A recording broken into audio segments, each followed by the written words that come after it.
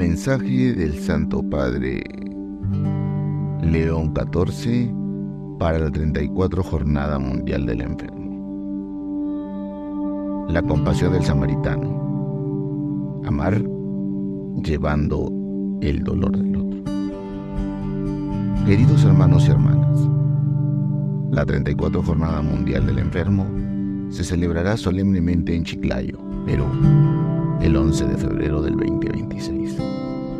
Por este motivo, he querido proponer de nuevo la imagen del buen samaritano, siempre actual y necesaria para redescubrir la belleza de la caridad y la dimensión social de la compasión, para poner la atención en los necesitados y en los que sufren, como son los enfermos. Todos hemos escuchado y leído este conmovedor texto de San Lucas, a un doctor de la ley que le pregunta ¿quién es el prójimo al que debe amar? Jesús le responde contando una historia. Un hombre que viajaba de Jerusalén a Jericó fue asaltado por ladrones y abandonado casi muerto. Un sacerdote y un levita pasaron de largo, pero un samaritano se compadeció de él, vendó sus heridas y lo llevó a una posada y pagó para que lo cuidara. He deseado proponer la reflexión de este pasaje bíblico con la clave hermenéutica de la encíclica Fratelli Tutti de mi querido predecesor, el Papa Francisco, donde la compasión y la misericordia hacia el necesitado no se reducen a un mero esfuerzo individual, sino que se realiza en la relación con el hermano necesitado, con quienes lo cuidan y fundamentalmente con Dios, que nos da su amor. El regalo del encuentro, la alegría de dar cercanía y presencia. Vivimos inmersos en la cultura de lo rápido, de lo inmediato, de las prisas, así como también del descarte y la indiferencia, que nos impide acercarnos y detenernos en el camino para mirar las necesidades y los sufrimientos a nuestro alrededor. La parábola narra que el samaritano, al ver al herido, no pasó de largo, sino que tuvo para él una mirada abierta y atenta, la mirada de Jesús, que lo llevó a una cercanía humana y solidaria. El samaritano se detuvo y le regaló cercanía, lo curó con sus propias manos, puso también dinero de su bolsillo y se ocupó de él. Sobre todo, le dio su tiempo. Jesús no enseña quién es el prójimo, sino cómo hacerse prójimo, es decir, cómo volvernos nosotros cercanos. Al respecto, podemos afirmar que con San Agustín, que el Señor no quiso enseñar quién era el prójimo de aquel hombre, sino a quién debía él hacerse prójimo. Pues nadie es prójimo del otro, sino cuando se acerca voluntariamente a él. Así pues, se hizo prójimo aquel que mostró misericordia. El amor no es pasivo, va al encuentro del otro. Ser prójimo no depende de la cercanía física o social, sino de la decisión de amar. Por eso el cristiano se hace prójimo del que sufre, siguiendo el ejemplo de Cristo, el verdadero samaritano, divino, que se acercó a la humanidad herida. No son meros gestos de filantropía, sino signos en los que se puede percibir que la participación personal en los sufrimientos del otro implica el darse a sí mismo. Supone ir más allá que cubrir necesidades para llegar a que nuestra persona sea parte del don.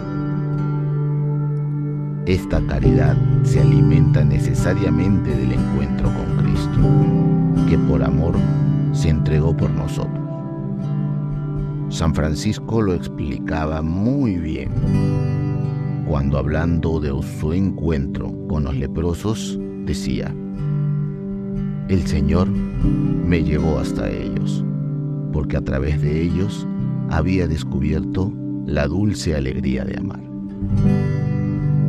El regalo del encuentro nace del vínculo con Jesucristo, al que identificamos como el buen samaritano, que nos ha traído la salud eterna, y al que hacemos presente cuando nos inclinamos ante el hermano herido.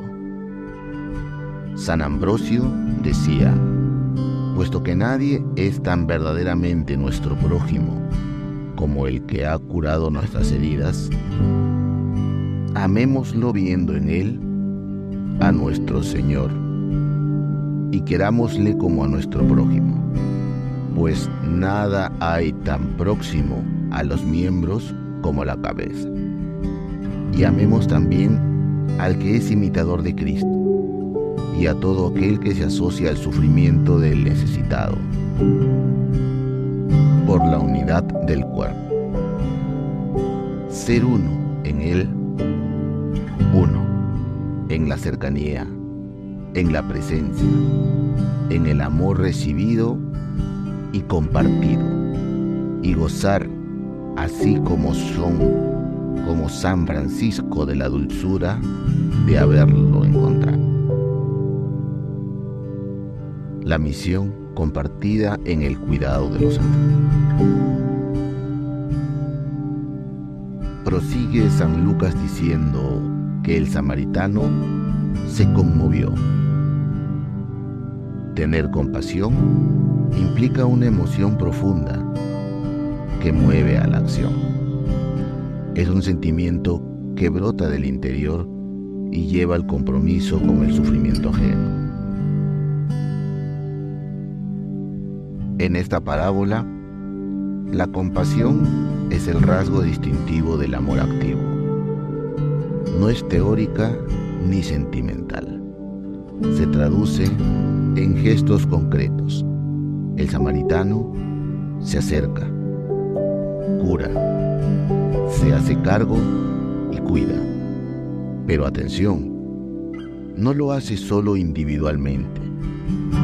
El samaritano buscó un posadero que pudiera cuidar de ese hombre, al igual que nosotros.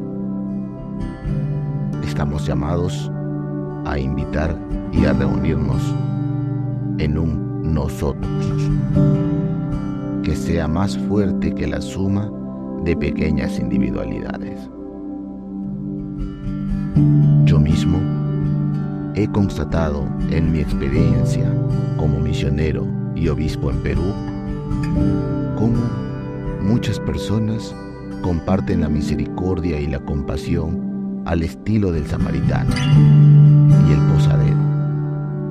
Los familiares, los vecinos, los operadores sanitarios, los agentes de pastoral, sanitaria y tantos otros que se detienen, se acercan, curan, cargan, acompañan y ofrecen de lo suyo. Dan a la compasión una dimensión social. Esta experiencia, que se realiza en un entramado de relaciones, supera el mero compromiso individual.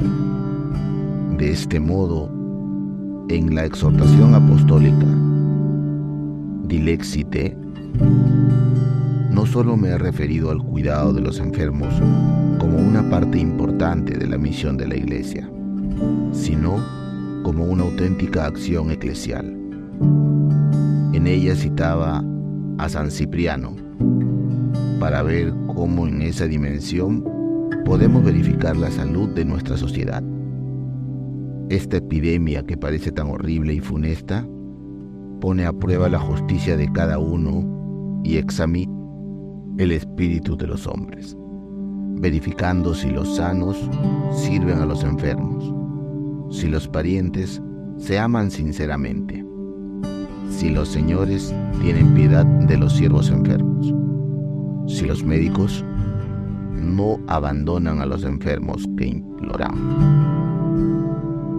El ser uno con el uno supone sentirnos verdaderamente miembros de un cuerpo en el que llevamos, según nuestra propia vocación, la compasión del Señor por el sufrimiento de todos los hombres. Es más, el dolor que nos conmueve no es dolor ajeno, es el dolor de un miembro de nuestro propio cuerpo, al que nuestra cabeza nos manda a acudir, para el bien de todos. En este sentido, se identifica que el dolor de Cristo, y ofrecido cristianamente, acelera el cumplimiento de la plegaria del mismo Salvador por la unidad de todos. Movidos siempre por el amor a Dios para encontrarnos con nosotros mismos y con el hermano.